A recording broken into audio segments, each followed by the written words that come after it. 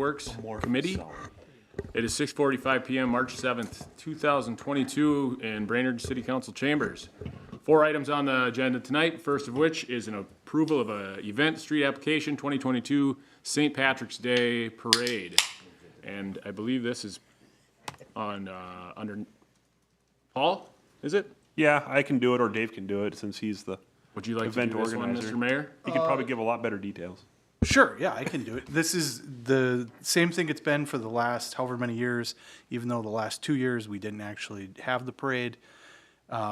Similar setup, using Maple Street to stage, blocking off the core of downtown, and then the parade itself starts at the corner of 7th and Maple and goes up to Laurel, takes a right on Laurel, heads east down to 9th Street, then north to Front Street, back up into downtown. And It's a Saturday. it is a Saturday. This So, Saturday. Staging, the people are informed they need to be there by 12:15, so roughly 11:30 to 2 o'clock. And Sean has already been working with Shep in terms of getting the barricades where they need to be and whatnot. And I believe Shep has been working, or will be working with the police department, because I think there are two spots on there that need at least someone to be manning. I don't know if it'll be the police department or not, but 8th Street? 8th Street, yep. He's got CSOs available. Yeah, we would like to have traffic through there as long as possible and then just pause it while the parade comes through. I don't know if we can approve this. It says some traffic control must be 1 week prior to the event. I will say this. It's already been going on. I will say this. I put this in 30 days in advance and was told that Paul Sandy would not be at the meeting, so we were going to wait. And I said, I want a stamp on this. I want people to know. This is time stamped for last meeting then? Yep, time stamped in time. All right. This happened 2 weeks ago. Whoa. Any questions, discussion? Move to approve. Second. Motion and a second. Any more discussion? Hearing none. All in favor? Aye.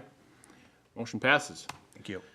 Item 2 is approval of plans and specs to authorize bidding for the Brainerd Historic Water Tower. This one is definitely Public Works Director, City Engineer, Mr. Paul Sandy. Go ahead. All right, thank you, Mr. Chair and members of the committee. So this project has been in the works for some time. The Historic Water Tower Committee and city staff, we applied for what's called a small grant through the Minnesota Historical Society. That was to get the design and engineering done for a roof structure on the historic water tower, along with some other small improvements to the stairs, the lights, and the windows.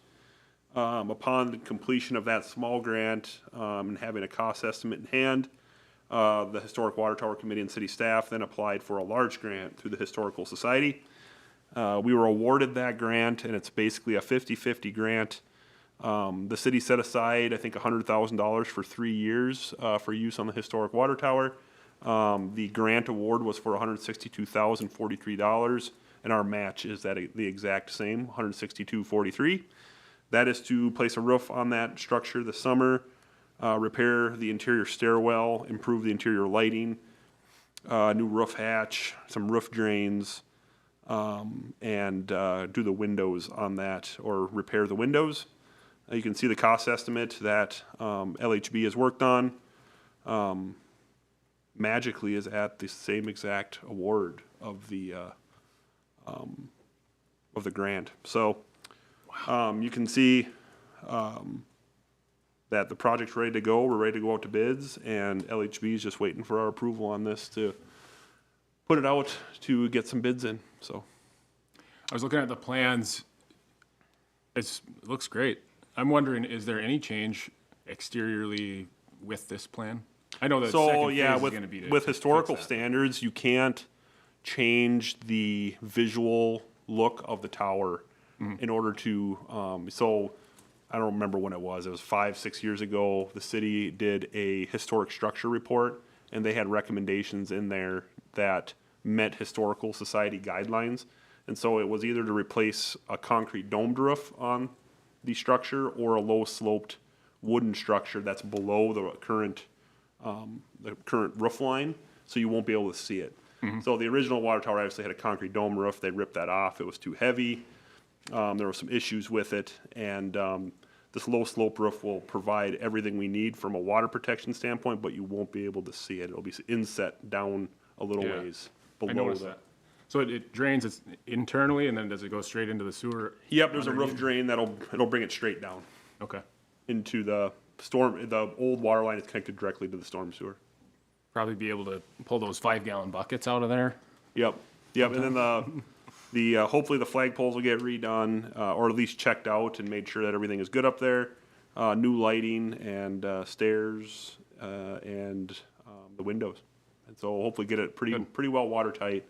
And then we'll be working with the Water Tower Committee on starting the second phase, which is the exterior stucco, and designing that. Probably apply for another small grant to get the design done, and then move into another large grant and some more fundraising for the exterior. I'm probably getting ahead of things, but with the phases here, I didn't see a timeline, but I assume that'll come with the bids and then.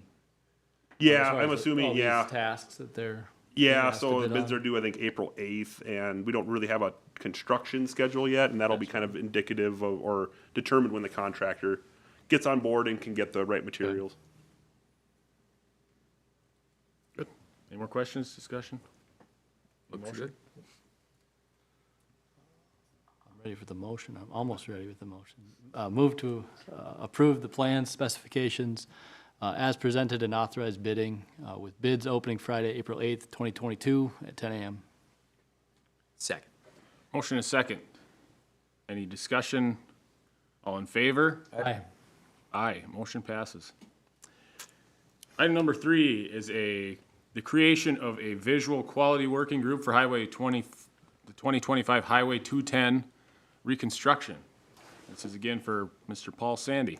All right, thank you, Mr. Chair. So, as we've moved through the corridor study process with MnDOT and their consultant team, we're getting to the point where, the preliminary layout will be drawn out and kind of, it'll be brought forward again for more public comment and more engagement. And with that, the MnDOT is asking that the city create more or less a working group to create something very similar to the document you have seen in your packet. And that has everything to do with how the city wants the corridor to look from an aesthetic standpoint, lighting, colored concrete, all the things that go into a corridor. From the aesthetic standpoint, there's a working group, and MnDOT has some time set aside with their landscape architects and their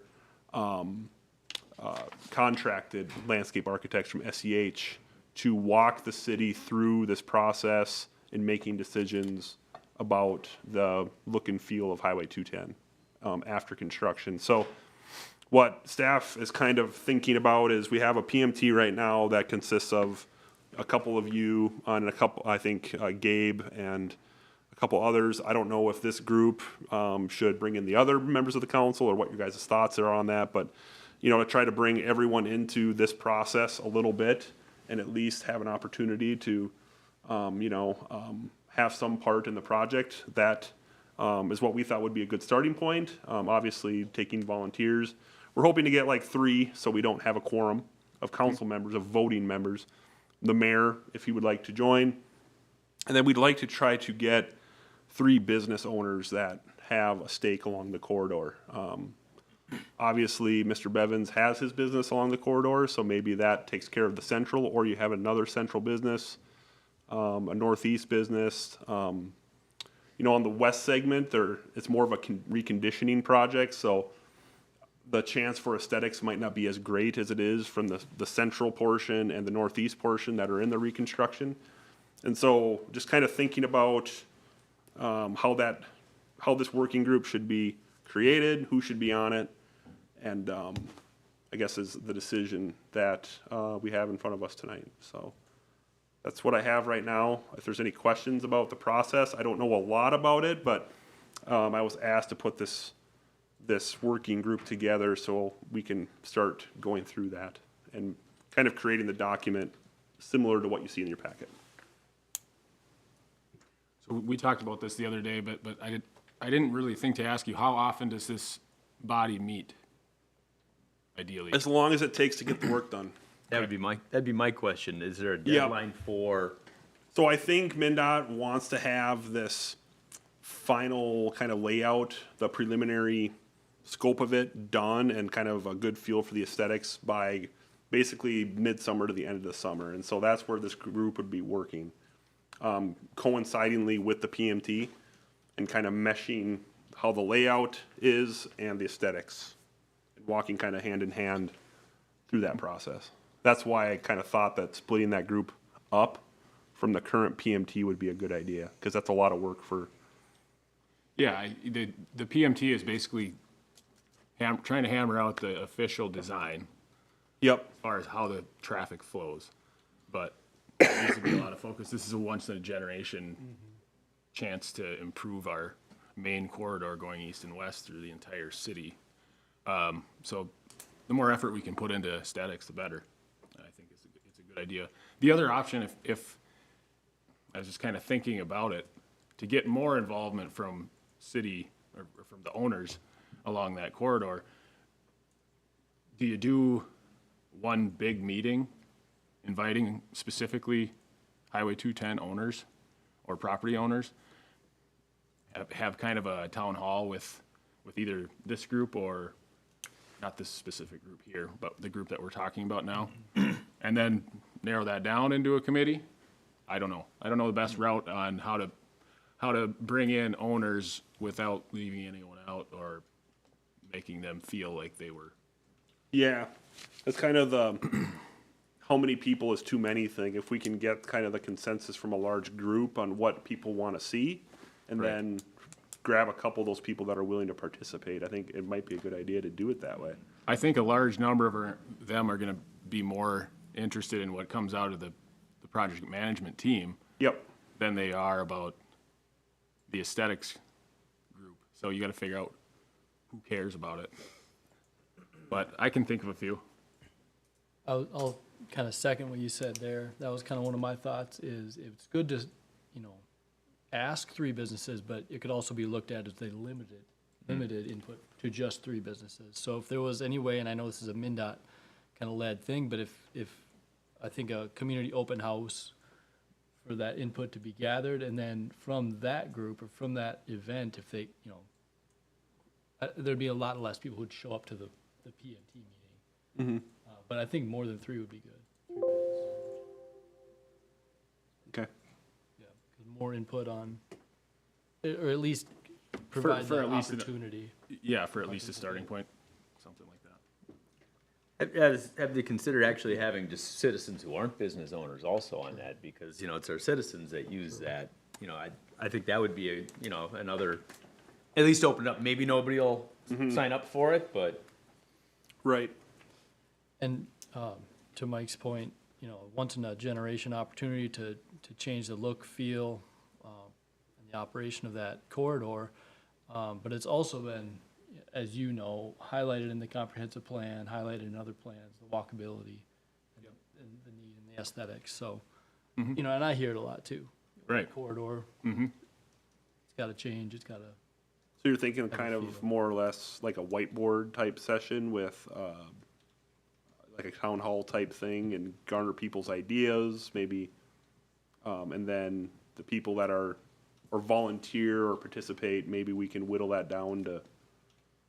I don't know how that. Yeah, I mean, I just don't want to get this thing so That might get big. a little messy, just. I don't doing it want that to way. have the committee so big that it's. You not almost gonna- have to do it one way or the other. Yeah. Either do one big meeting with as many people as you can that own property. And I think that's, to your point, I'm thinking we invite anybody that owns property, whether they're business owners or not, or maybe they don't own the property, but they run a business on the street, because their property directly in front of them will be affected a lot more than anybody that's not right on the highway. And the other side of it is this is an educational part for them, where the city has to pay for all the aesthetic stuff. Yep. So maybe this is kind of a fundraiser at the same time, letting these people know, if we really want to do it big, we might need to start a fundraising campaign. So, But the group does need to get whittled down to a nimble I would say between 7 and 9, manageable group, you know. for sure. Yeah, I think you could do it like a listening session, and then the committee takes those ideas and works with those ideas. Right. You know, Absolutely. just because your idea's on the whiteboard doesn't mean we're gonna do it. I think that needs to be kind of clear. And I'm totally fine with the, what would it be, so, the project management team is you and I, Gabe, and the mayor. But the mayor's kind of versatile, he can do both if he chooses. So versatile. Well, like, that was generous with that word. Then we're looking at like Dave, Kevin, and Tiffany. Yeah, Or, yeah, Dave, Kevin, and Tiffany. and Kelly, if you Right. would like, but, so if you have all four, then that's, Yeah, well, yeah, we don't want to keep down to Quorum. 3. So I guess maybe we'll bring it to the council and say, okay, we need 3 out of the 4. Maybe one person doesn't want to Yeah. volunteer. I'd need to know when it was meeting. Yeah. That'd be tough, yeah. Yeah, I mean, it could be as much as once a month. And For a I while. I'm kind of looking at this, you know, if members of the PMT wanted to be on it, I mean, if you guys wanted to do that, I don't have a problem with that because you've already got a familiarity with the project. Right. That's Well- another way to look at it. we could also just set it up to the council president chooses 3 people. Yeah. Maybe that's the way to do it. Or get volunteers at the meeting and then he chooses 3 to be. Perfect. I just have a question about where did we find this? This What's that? document. That's what comes out of what this group does. So So this this is the is one, something MnDOT is required to do. this is what MnDOT shows everyone when they have them do this. This is a document that gets passed around. This is to an people. example. Well, I know, but are they using this example all the time? Because I'm just looking at this document, and this is what a gorgeous looking town. But hey, MnDOT, if you're going to show these things, how about you do some of this stuff? Because I don't recognize any of this stuff anywhere in my travels. It's a fantastic looking document. So I've never ways been in to do downtown Biwabic, but I think this is what was done as like a final. it appears that they made some really wise decisions, and I appreciate some of the decisions that they've made here. So I'm glad to see that this document exists. Yeah, you could do a lot with something like this, so I think we go ahead with it. And, yeah, start with the town hall.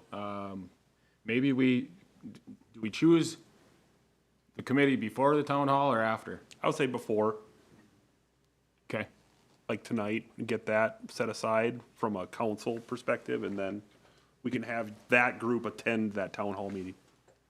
I'm saying from the business owner's perspective, though, that's kind of hard to choose tonight. We don't Yeah, even yeah. know. Oh, no, we'd have the town hall first, Just yeah. council, Yeah, Okay. we'd have a town hall, and So MnDOT would be hosting this town hall, or would that be? we would probably do that to get say, our how committee open do you think together. They would Yeah. do that. say? So that we can get ideas from the public, and we be their representative when we go forward. Okay. You're not really looking for a motion out of this. No, I think we just, at the council meeting, we'll just have to kind of bring forward those ideas and see if there's Okay. three council members and that want to do it. Direction item, if we're gonna have council decide whether or not we do this, though, I think we almost need a motion. I don't think so. Okay?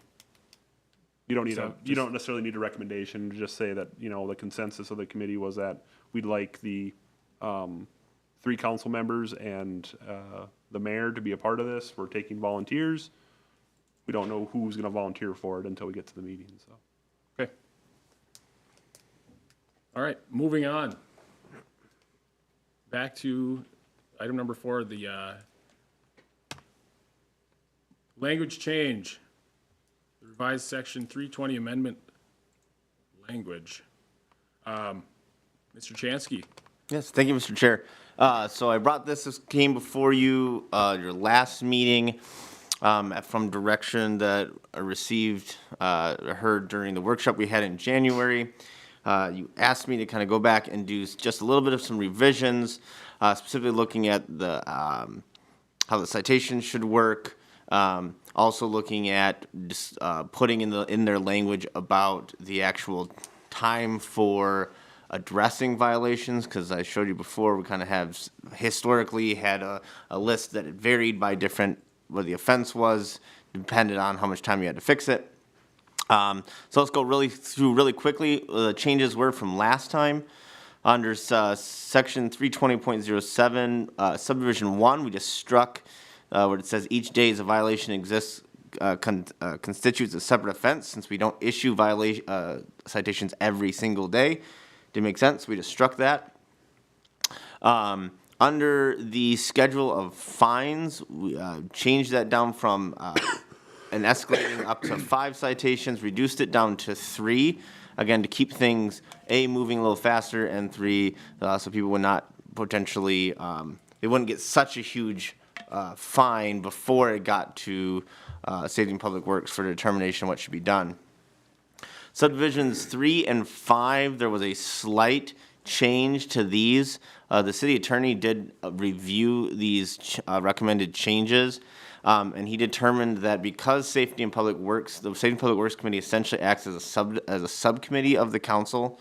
When it comes to this kind of matter, they cannot be the final authority. So there was a decision last time that we wanted to end at Safety and Public Works, but the city attorney said that how it's structured, it needs to go onto the city council for the final determination. So how subdivisions 3 and 5 now read is that these issues will come for the Safety and Public Works Committee, who would then make a recommendation and refer it to the city council for final approval.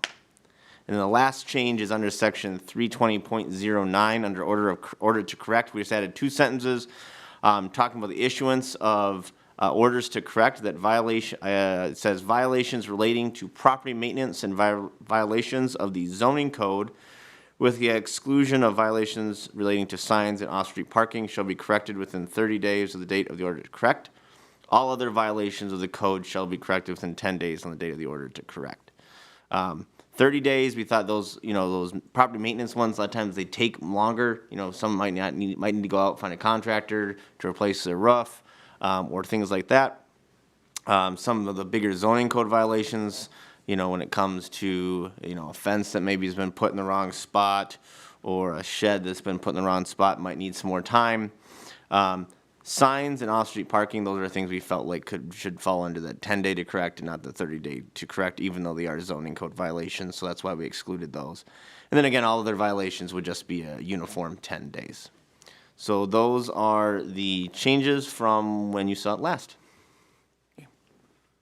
Only thing I thought of when I read through that very last part is, where does lawn mowing fall under? If it's property maintenance. So that lawn mowing is actually a nuisance. So tall grass is a nuisance, not a property maintenance. So property maintenance, we're talking chipping paint, roofs, siding, those actual physical structures. So Okay. So the lawn mowing. follow under the 10 be a days. 10-day. Yep. Okay. Any discussion on this one? Looks better. Cleaner, little more simplified. The only thing that concerns me is, just, again, the volume of third citations that'll be ending up at council. That concerns me a little bit. I feel like week in and week out, we're going to be dealing with these. And is that what we want? Well, We want to address them. I Yeah. understand that, but we're going to address them one way or the other, whether it's all together at the end of the year or. And I don't know, it's a question for really anybody, but with that change is. that the attorney suggested, because I know we talked about that the last time. Yep. Was well, and in if it this, ends here, that's one thing, but if it's going to council night after night, yeah, this is it that's a change. is a big change. One thing we did talk about as far as getting through the subject in Safety and Public Works, and I believe in council, it's not an open forum. It's not, you don't have to have people speaking during this one. So you can take a committee or a staff recommendation. Mr. Sandy? I got one thing too. So, I mean, I think changing from complaint-driven enforcement to active enforcement is also going to change the number of active cases there are.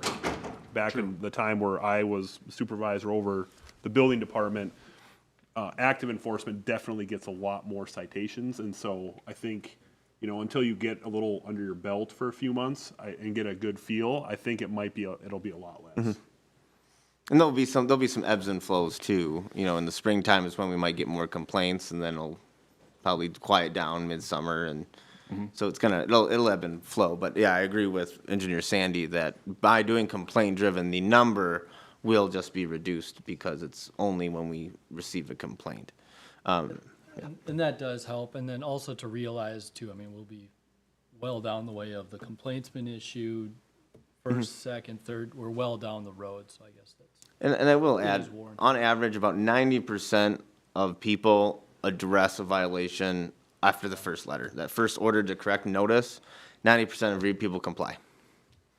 So it's not going to be every letter that we issue is going to end up before you. Most people just comply right away. Where would you say we're at as far as if we open it up to this ordinance language change, how many do we see in the next 2 months?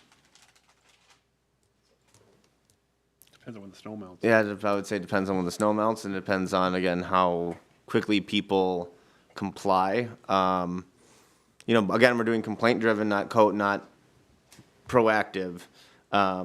So I would say we might see, you know, you really probably wouldn't, the council probably wouldn't see any major ones. You know, we have some outstanding ones that we'll probably bring to you right away, that have been going on for a while, and we should probably get them addressed. But, you know, from spring, honestly, you probably won't see them until June. Just because it's got to go through that, you know, essentially you have to get that first letter and then 3 citations and then the time in between. So by the time you see it, it'll probably be June before you see any. Mr. Mayor? Could you just walk me through again why the striking of the limitation on penalty? So the penalty not to exceed $2,000. Why? Walk me through why we're striking that. So when we looked at that, really what that was meaning was that not that how it's been being done is not consistent to actually what it actually stated. And when it said as we looked at it, when it says an administrative offense may not be subject to a civil penalty not exceeding $2,000. When you go up to subdivision 1, that means an individual citation, not the total number of citations. So because the council can set the citation number at whatever it wants to. And so I believe what that was actually saying is that the individual citation, you can't give a citation worth more than $2,000. Doesn't mean you can't, once someone gets to $2,000, we have to be like, oh, they're done. They've essentially paid for their right to break the code.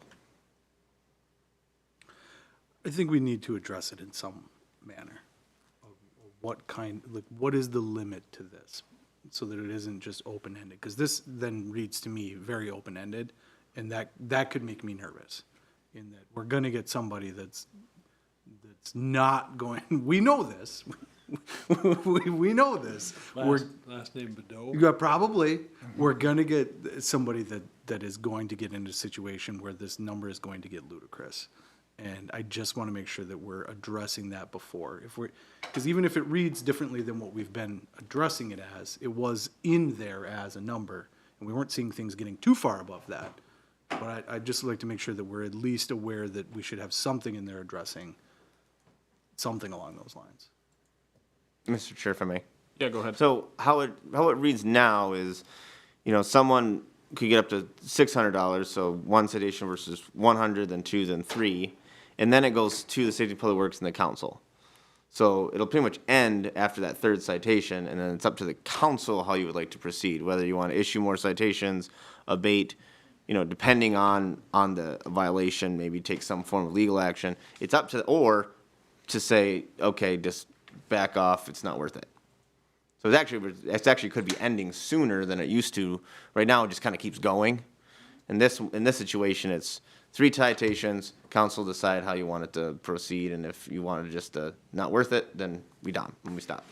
I think last time this was presented to us, there was a possibility of having like $1,500 in fines before you got to the council. Now it's at $600. So, and in a situation where it gets brought up, that can be forgiven as long as they do it in Absolutely. a certain amount of days. But usually at this point, that's already been, it's already been brought up. I think I'm comfortable with it. I think we could have a little bit more movement on compliance issues throughout certain neighborhoods, all neighborhoods. So